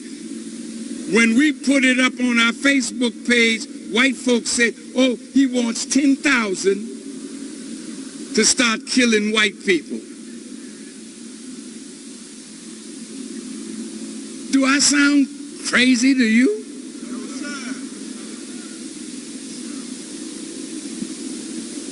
I said the next day, I said, wow, why would they say that unless they think they deserve the justice of God? And then the next day, they cut my words and said, Farrakhan said they deserve to die. I didn't say that. I said, that's what you must be thinking when I say 10,000 fearless and all you can see is a bunch of black people out there killing white people. I didn't say that. A few days later, I said, we got to go into our community because our war is on two fronts. We got to stop the killing in the inner city and stop the killing of us from police wickedness. I need 10,000 fearless. I want 10,000 men that we can train, because we got to stand between the guns. But you know what? When we go in our community to clean it up, guess who we're going to run into?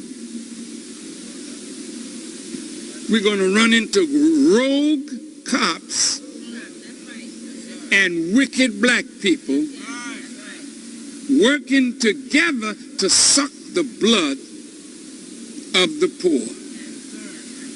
Which means we got to be strong enough to stop the killing, but the moment we try to stop it, those who benefit from it will come against us.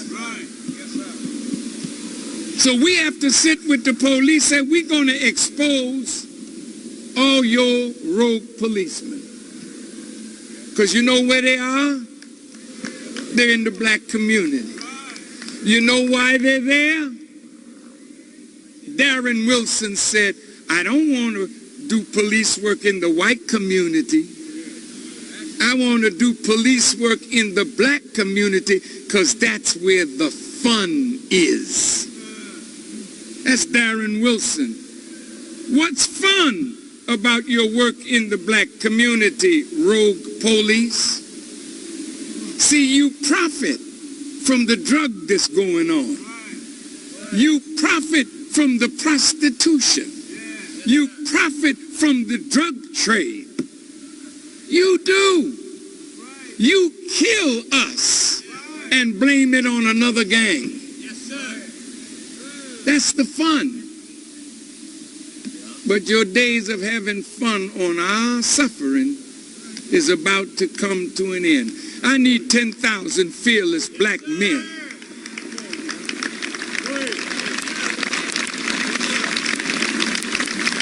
We got to clean up our community.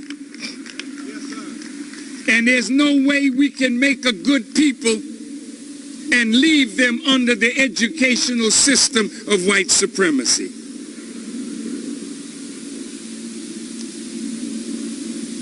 We have to take over the educational system. Because the education that you're receiving has not made you a good people or a better people. It made you a more willing tool or slave for your oppressor. That system has to go in order for black people to be set free. All educators, I'm calling on you. We got to take over. We got brilliant educators. We don't need to accept this poison doctrine of white supremacy any longer. We need a ministry of defense. We need a ministry of justice. Because we got to resolve our own conflicts without going downtown spilling our affairs in the presence of those who make merchandise of us and laugh at us and make mockery of us. We got lawyers, we got judges. We can solve our own problem in the inner city with justice. And the last thing I will say, there's other ministries, but the last thing I want to say is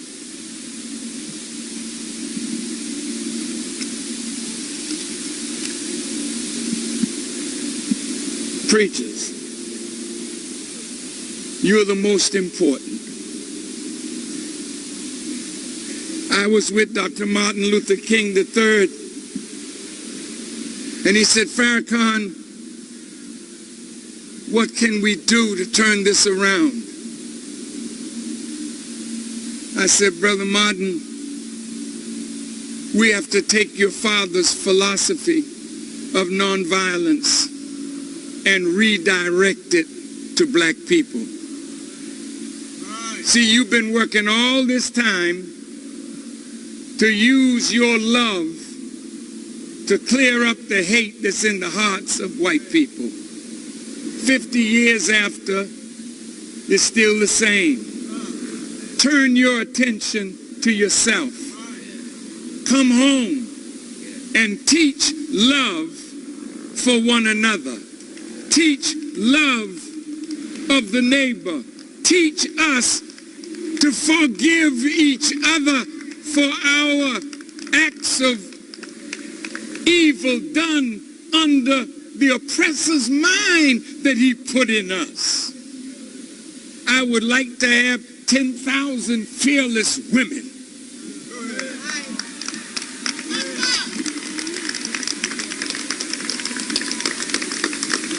You know, I wish I could show you the women in the nation. They're right here. These are warriors. These are scholars. But they know how to cook. They know how to sew. They know how to rear their children. And they know how to, Look at them, brothers and sisters.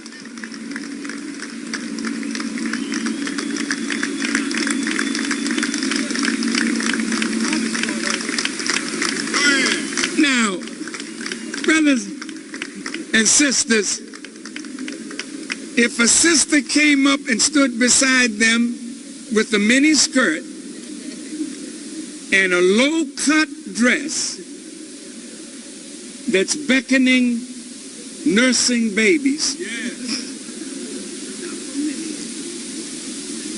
which one of these sisters would somebody say, "Hey, baby"? See, they don't talk like that to our women. And if they do, it's a terrible mistake.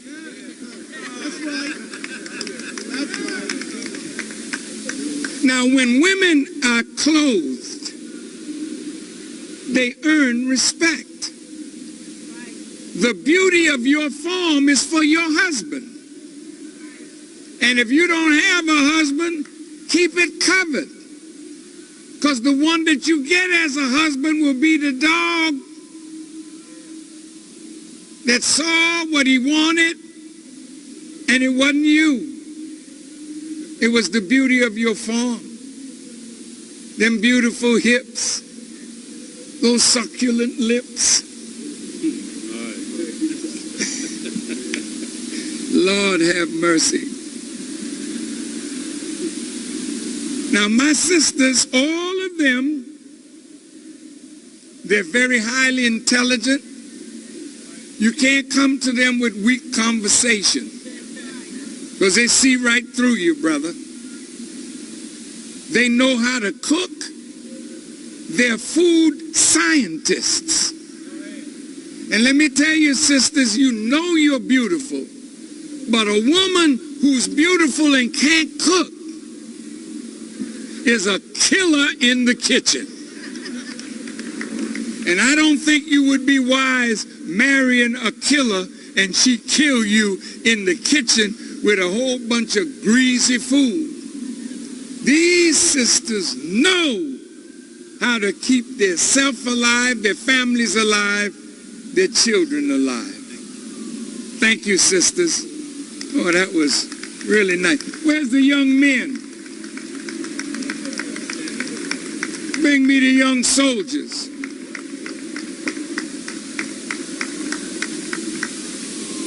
I hope you're not slow. Quick moving, fast thinking, cleanliness in and out, right down to the modern times. Well, they're all on post? Oh, okay.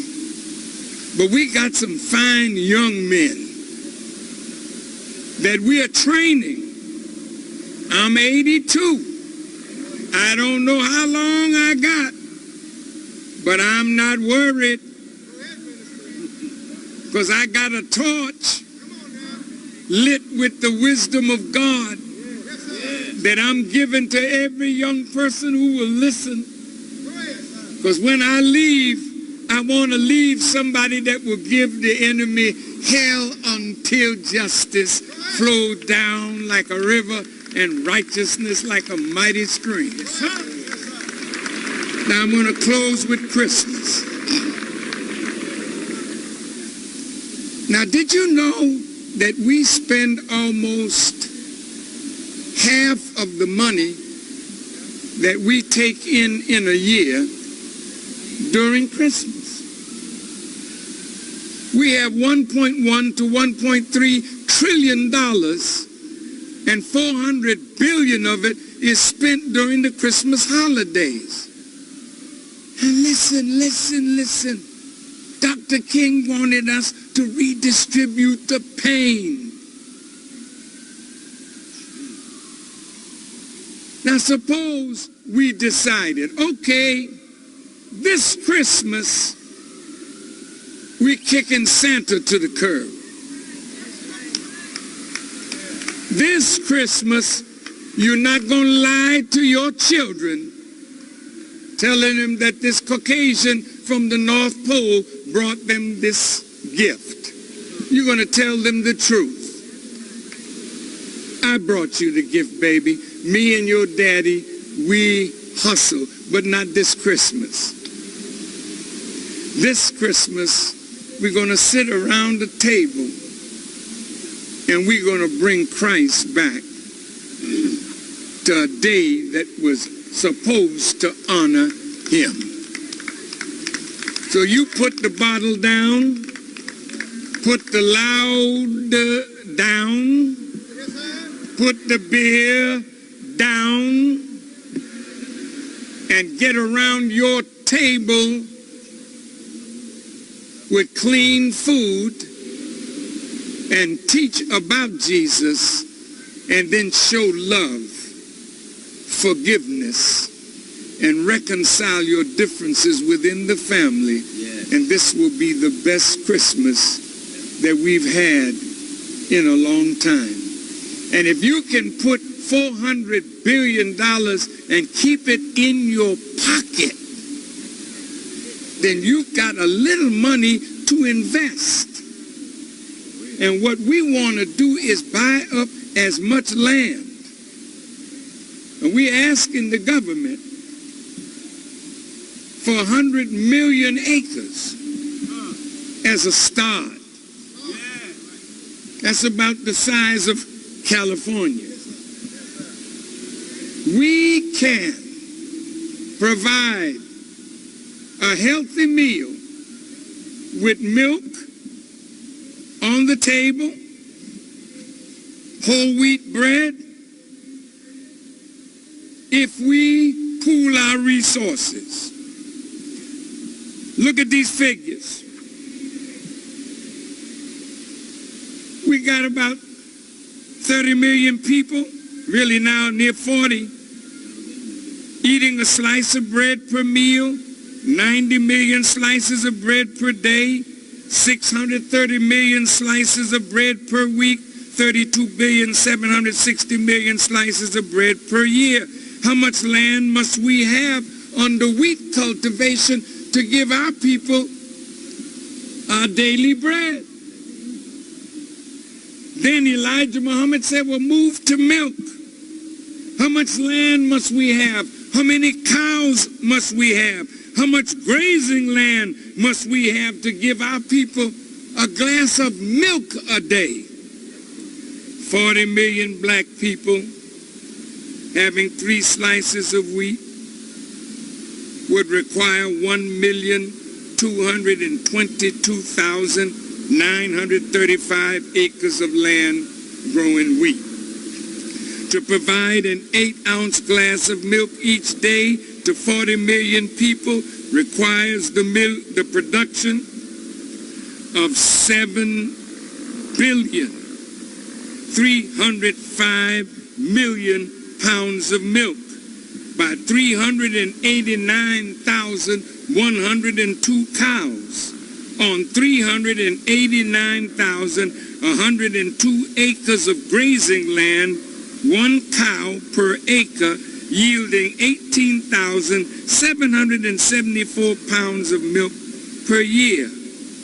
And to provide 40 million people with a daily bowl of soup, bean soup, requires 3,261,161 acres of land under navy bean cultivation. And all of these figures with just milk, a pure milk,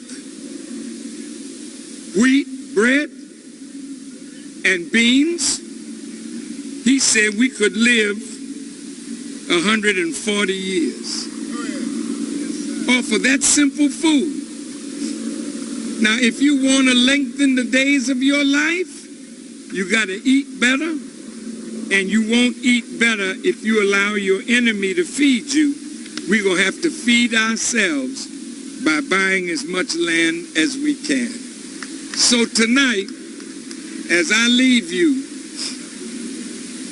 tomorrow morning, I'd like to see the scholars. at the J.W. Marriott. We got to talk about what we're going to do after today. I would like engineers of every kind, navigators, pilots, farmers. I want college presidents, especially the black colleges. You got to know that you are not a plantation to produce more dumb Negroes with degrees. You've got to make the colleges teach the things that will make young people builders instead of beggars.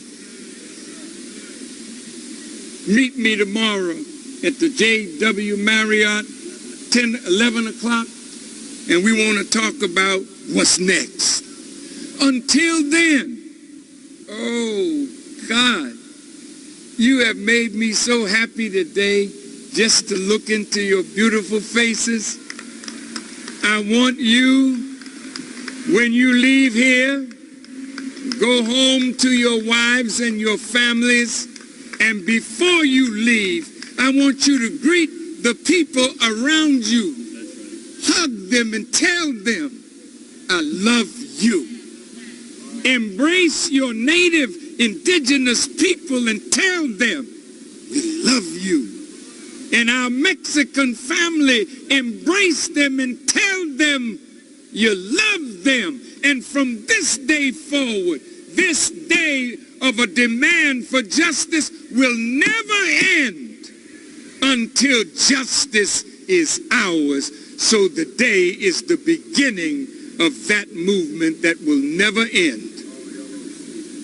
All local organizing committees, you got to stay focused and keep working. It's not over. It's just begun. Thank you for listening. Assalamu alaikum.